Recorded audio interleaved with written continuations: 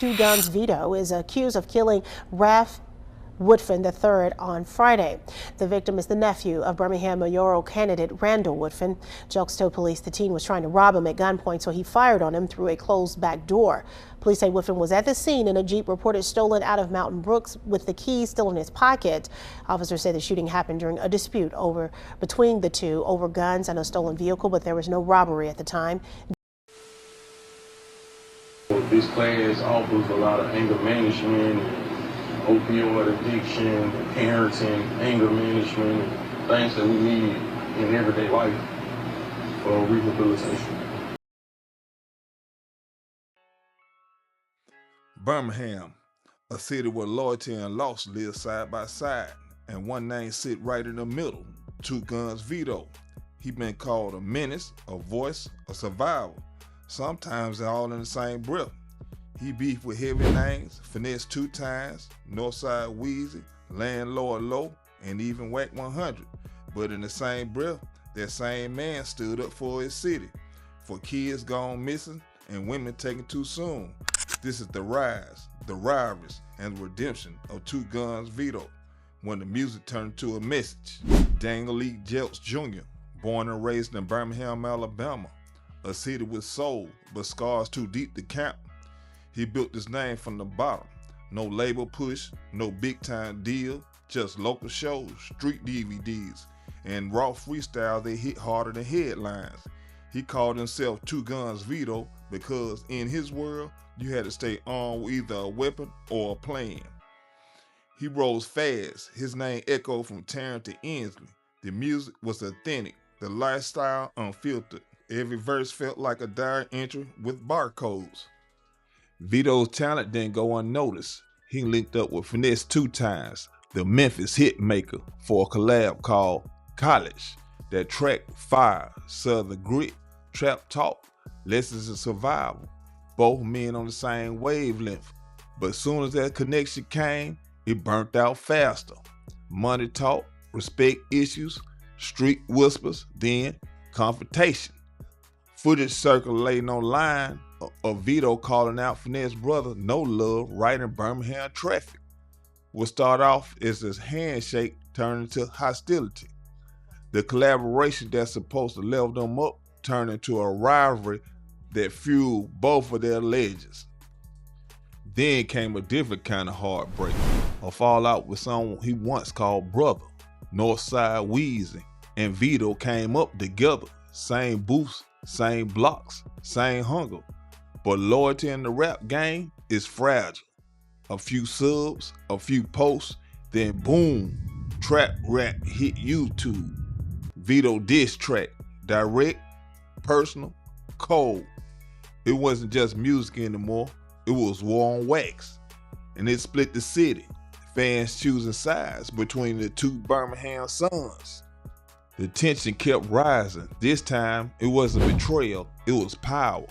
Veto dropped Landlord, a diss aimed straight at Landlord Lo, questioned his street cred, his authority. That track became an anthem for the underdogs, artists tired of gatekeepers and city politics. But behind every lyric was real pressure.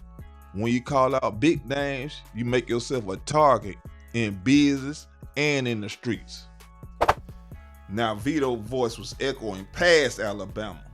He spoke up against Whack 100, the controversial manager tied to the West Coast industry circle. Veto accused big names of overlooking Southern artists of using real street culture, but never credited the ones who lived it. And like always, he said it publicly. No filter, no PR, no apology. It showed courage or maybe defiance, but either way, it showed hard. When tragedy struck, August 11, 2017, a 17-year-old, Raf Woodfin III, shot and killed on Thomason Avenue. Veto charged with murder, claiming self-defense. Police say it started over stolen guns and a car. He bonds out, but the weight lingers. Court dates, headlines, disbelief.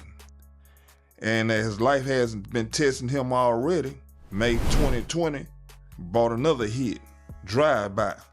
50 to 70 rounds hit his tearing home. He survives, barely. To the fans, it was chaos. To Veto, it was confirmation. The hate is real. But here's where the story changed. Because while the internet saw beef, the arrests, the disses, the city saw something else. Vito's compassion. When 3-year-old Cup Cake McKinney went missing, Veto was one of the first Birmingham voices to speak out. He used his platform to plead for justice, to rally the community. He called out fake support, demanded accountability, and stood up when the city's heart was broken. Same thing when Mahogany Jackson, a young mother, a rising artist, was found unalive in 2023. Veto used his platform again, posting, praying, pushing the narrative that violence in our community has to stop. For all his flaws, that side of him, the advocate, that's the part the camera rarely showed. It's the durability of a man who lived in darkness but still tried to shine a light. So what's the real takeaway from Gunz Vito's story? 1. The rise came from pain, but so did the purpose. He made noise, yes, but he also made a change. 2. Collaboration can turn to confrontation, but maturity can turn hate into awareness.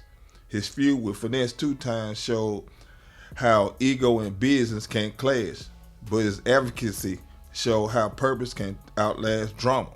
3. Loyalty is expensive. Weezy, Landlord Lo, Whack 100, they all part of the learning curve. The cost of authenticity in the fake industry. 4. Redemption is real. When Veto spoke for Cup Cake McKinney and Mahogany Jackson, he proved that even the hardest rappers can have the biggest hearts.